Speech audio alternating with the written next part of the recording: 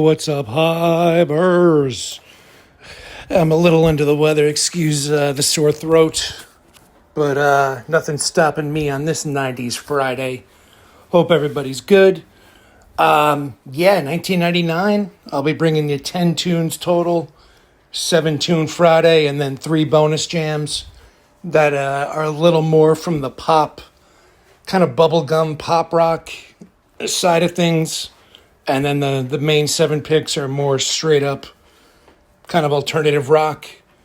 So I got it broken down like that. First up, we got the band Lit with the song, you guys know it, Sleeping with My Clothes On, and I now down. Yeah, my throat sounds like shit because I'm sick. But My Own Worst Enemy from the 1999 album, A Place in the Sun. Pretty much a one-hit wonder, a very, very good one-hit wonder. They did have some minor hits, like the song Ziploc Bag, which featured a cameo from 1999's very own Blink-182.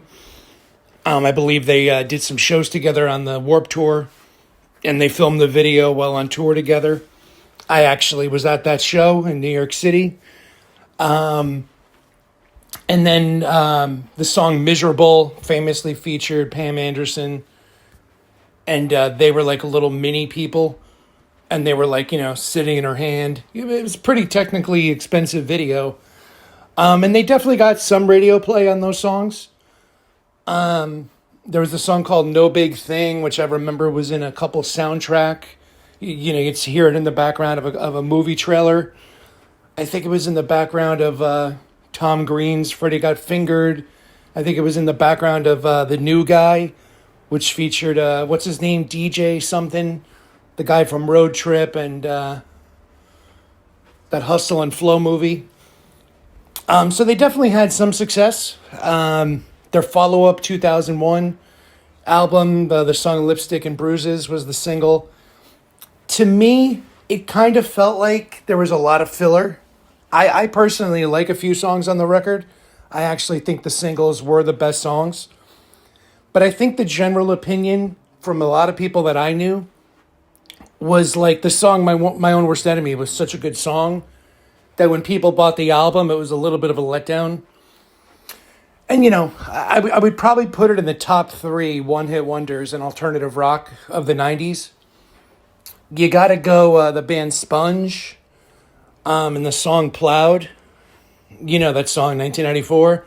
Say a prayer for me. Lost it, I'm found it. I can't touch the ground. You guys know it. I got a sore throat, so I'm not going to sing anymore. And then you got Harvey Danger, 1998, with Flagpole Sonata. Paranoia, everybody's coming to get me. Just say you never met me, and I don't even own a TV.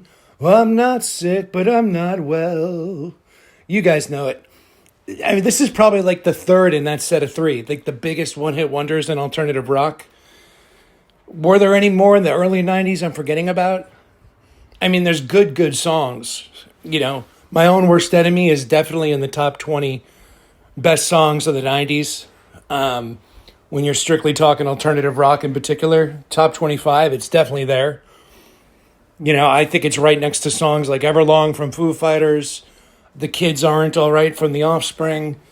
Put your favorite Green Day song in there, your favorite Smashing Pumpkins song in there, a couple songs by Nirvana, a Soundgarden tune. I mean, they're right up there. But definitely a one-hit wonder, and understandably why. Again, I'm sure they charted somewhat with Ziploc Bag, and their song Miserable and No Big Thing. But this was just above and beyond. This was just, one of the best songs of all time. Probably in the top 100 best songs of all time.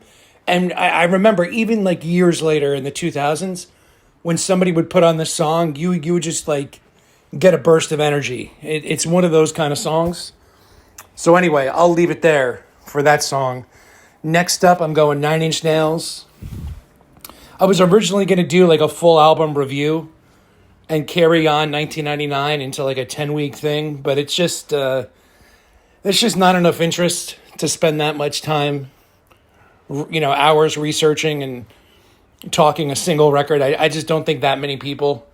I think the Hive crowd wants to check out some songs, and not be given an education in like a 30-40 minute podcast on one album. I think the Hive crowd, and I'm now making these public on YouTube, so do me a favor. If you're on YouTube, comment below that you're listening. For many years, I've only used YouTube as my hosting place, and I only posted the link on hive.blog. But I'm now going to leave public just to see if anybody swings by. So if you are on YouTube, leave a comment and let me know. And definitely join us over on Hive. But that's a whole other conversation. But I'm going to pick the song We're In This Together from the 1999 album, The Fragile. An amazing, amazing record. I could have picked one of any 5 or 6 songs off the record as a good kind of showcase, as a good preview for the full album. I went with the single We're In This Together because most of these songs were radio singles. So I wanted to keep it, kind of in the same vibe. The interesting thing is, I don't remember this album getting as much play on MTV. And 9 Inch Nails was one of the biggest successes throughout all their records from 89, their first album, to deep into the 2000s. Their first 5 or 6 albums, all over MTV. I remember in the 2000s, their the fourth and fifth full length, they came out in 2005 and 2007, the closest to 9 Inch Nails albums ever were to being released. Because you had the first album in 89, you had an EP in 92, which was only 5 songs, and then you had the second full length in 94, and then this album, The Fragile, in 99. So the first few albums, it was like 5 years in between, 89, 94, 99, and 2005. And then he follows it up right away. I'm guessing he probably recorded both albums in the 2000s, and then he takes these crazy long breaks, and there's these weird albums that are part of a series. It gets a little confusing when you're trying to look on streaming, because some of them were like, there's even a couple scores that he did for movies under his main albums, so the whole streaming thing is just confusing. But this is a great record. I remember Star Suckers was a single that I remember seeing on MTV. And by the way, this was a double album, so it's just packed with good songs. But I don't really remember seeing this one on MTV that much, and I was watching MTV a lot at the time. I was in high school, the very beginning of high school in 99. So for whatever reason, it just seemed like it wasn't, the 4 singles on this album did not get as much play. I don't know if they were banned. I do remember hearing this on the radio a little bit, but not as much as you would think. And it might be his best album. It might be Trent Reznor of 9 Inch Nails'. Those first 4 albums, and you got to include the EP because the song Wish is one of his best singles. Like, they're just great cover to cover. 9 Inch Nails is up there with the Beastie Boys in terms of, not having filler and taking a long ass time in between albums, where a lot of bands would just, do every other year and they would just put a bunch of filler on it. The Beastie Boys and 9 Inch Nails could have easily taken half the songs on multiple albums. Let's just pick one album, split the album in half, and then add a bunch of filler, and you got 2 albums, which is what a lot of bands did. Same with the Chili Peppers, but they took way too long in between, so not really. But, I think they were having other struggles. But, they came out in 91, Blood, Sugar, Sex, Magic, one of the biggest albums of the 90s. John Frusciante leaves the band, Dave Navarro joins, and they record their 95 record, which was a total bomb. Both commercially and just music-wise, it's not very good. The song Airplane's okay, but just total commercial bomb. And then John Frusciante comes back, they take a break, and then 1999, they release Californication. I'm showcasing the first song, Scar Tissue, as our third pick today. Just a great record. I actually remember listening to this album cover to cover. There were like 6 or 7 music videos from this album, 4 or 5 of which were huge singles. So this was a monster record. You know, the Chili Peppers starting the 90s in 91 and finishing the 90s in 99 with just 2 huge records and really nothing in between besides that one bomb. They're a band, you know, Nine Inch Nails, Beastie Boys, and Chili Peppers are a band that should have had one more album in the 90s, which brings us to pick number 4, No Doubt, with their only song released in 1999, the song New, which was actually from a soundtrack. It did appear on their 2000 album, The Return of Saturn, I believe is the title. But this was released in the middle of 1999 on the Go soundtrack. And it's basically a new wave song. You know,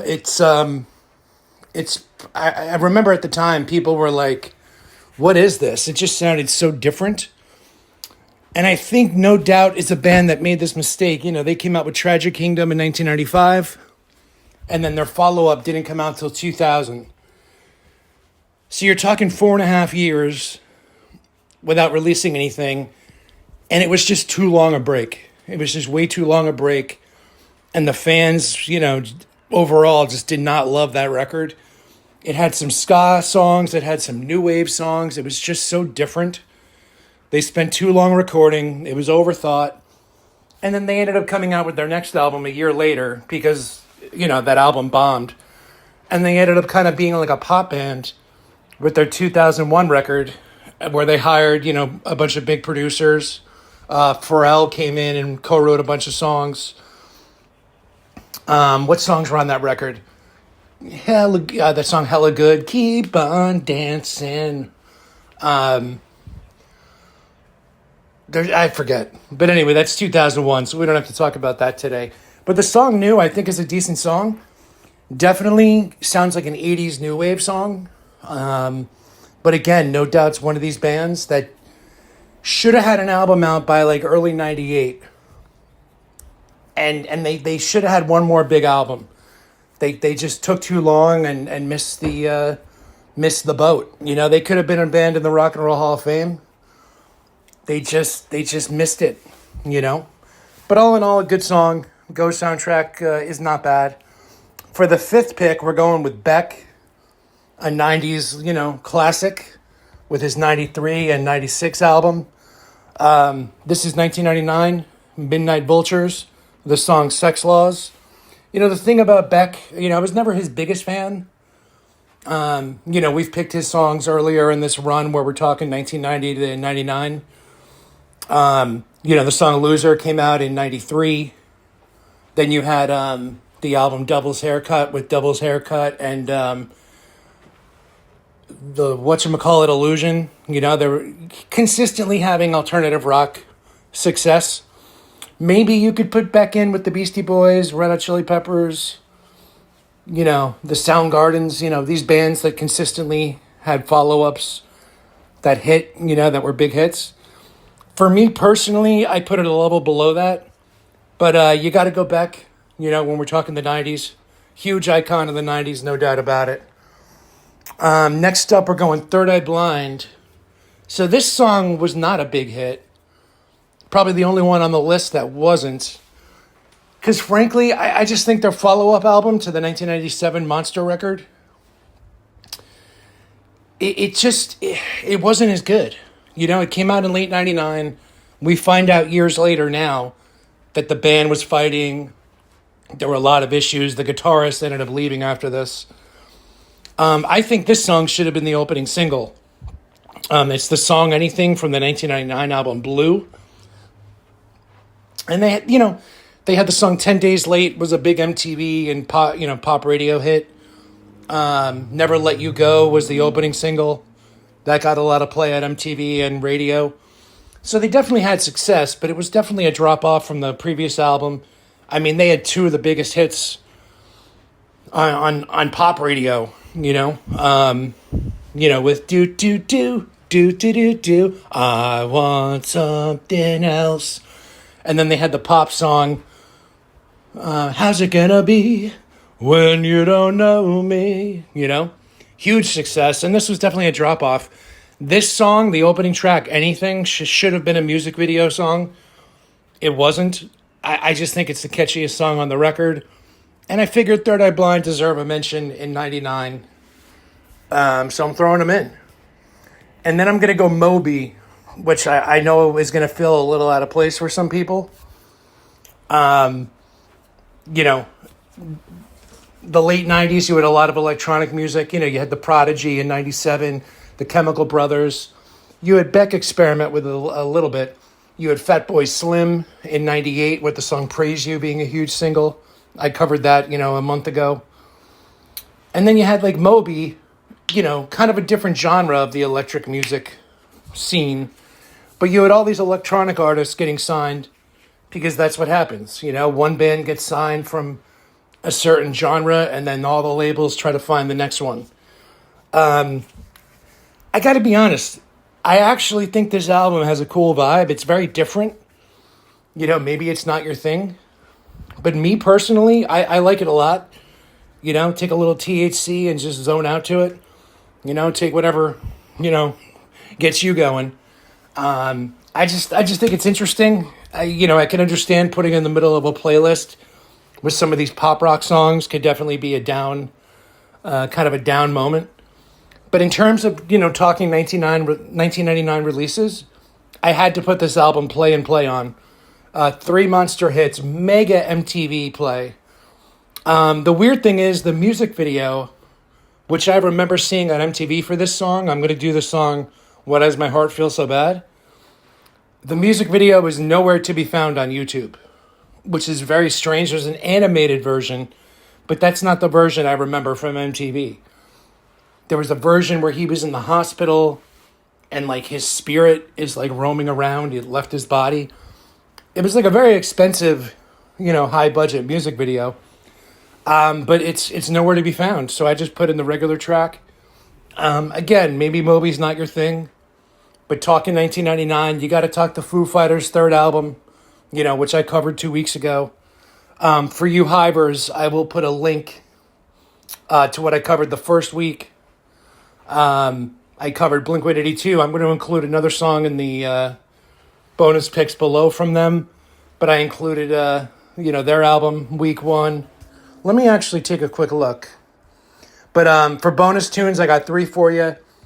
Since I pretty much stuck with the alternative rock scene for the most part, I'm going to go 3 songs that were mega kind of bubblegum poppy, in my opinion. I'm going to go with the Marvelous 3 and their song Freak of the Week. You know, Butch Walker was the frontman. He was not known for anything besides being in this band at the time.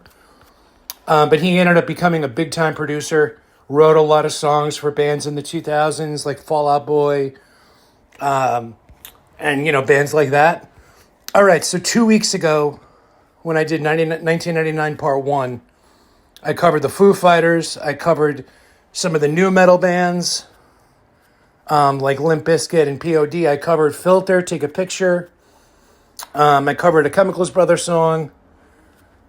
And I covered Eminem, and then I did a bonus track from the Foo Fighters. And then last week, I covered a bunch of punk bands. I included some that were famous and had hits in 1999. Let's see, I covered The Offspring. Their album came out in 98, but they had some singles still coming out in 99 from that album. I covered the Ataris, Saves the Day, The Living End, NoFX. So basically The Offspring and Blink-182, maybe Phoenix TX and The Living End, you might know from some of their alternative rock radio success. But then I picked a bunch of bands that were more underground just to kind of showcase what I was listening to in 1999. So you can scroll back 14 days if you want to check that out. And then I did Blink-182, All the Small Things. Probably my least favorite song on the album, but a lot of people like it. So I figured they fit right in doing these kind of more poppy bubblegum bonus jams. And then I did Sugar Ray, the song Every Morning, which was a monster hit. Easily could have been a forgotten record. They were kind of known as a one-hit wonder for their song Fly in 1997. Well, they picked up right where they left off, and, they're at least a three-hit wonder. Every Morning was a huge song. Huge, huge success. They had the song Someday as the follow-up single. And they had a third single that's like, Run Away, Run Away. I don't know the name of it. And then they had an album after this that kind of bombed. They actually had a really catchy song off of it called Answer the Phone. Actually, that was 2 albums later. I'm sorry. Hold on, let me pull them up. By the way, you guys can go now if you want. This is kind of the deep cut talk right here. Sugar Ray. Essential Album, 1459, which is the album we're talking right now. Okay, so no, I was right. Their follow-up album came out 4 years later for some reason. They did the cover of Is She Really Going Out With Him was on it. The song Mr. Bartender, which totally bombed. And then they had a 2009 album where they covered a couple songs. Where is the song Answer the Phone? I think there's a missing album here. I hate streaming, guys. Yeah, there's definitely an album missing. Something's not right here. I hate how streaming does this, guys. I really, really do. When it's over, that's the time I fall in love again. Yeah, so there's an album missing from streaming, which is very annoying. So yeah, they had the song Someday, the song When It's Over. I don't know why. It's so annoying how streaming screws this up. Anyway, they had a 2001 album. It's just not on streaming, but which makes no sense because it did have some hits. So yeah, they're a band that had a bunch of kind of cheesy, bubblegummy pop hits, but that's what they were going for, and I give credit to Mark McGrath and Sugar Ray for just saying, hey, we're going to sell out, and we're going to have fun, and we're going to have some hits. And, do they have the staying power of a lot of other bands? I think if they went on tour, they're not going to even have the crowds of a lot of punk bands from the 90s that I liked who never actually had like big radio or MTV success. Just my opinion. But, you just, you don't keep that cult following when you're just kind of like, a lot of these 90s bands tour together, like Sugar Ray, Fastball, Smash Mouth, the Gin Blossoms, and Everclear. Like, I remember there was a summer tour for the last, through the 20 teens, where they would have like 5 bands that were basically one-hit wonders, all on the same show, because, you figure a lot of people that wouldn't bother going to see 1 or 2 are like, all right, I get to see all 5. That's pretty cool. I'll go to the show. So yeah, so the song Answer the Phone was on their 2001 album. The song Someday... the song When It's Over. This is so weird that it's not on here. Hold on. I'm trying to find this. Yeah, I don't know, man. Streaming is so annoying. They have things with the wrong dates. I always confirm. Most of these albums I know by memory. They came out in 1999, but I always Google it and just go to discography and confirm it. Because Apple and Spotify make a lot of mistakes. But anyway, this is way too long. I love you guys. I hope everybody's good. Later, y'all. Peace.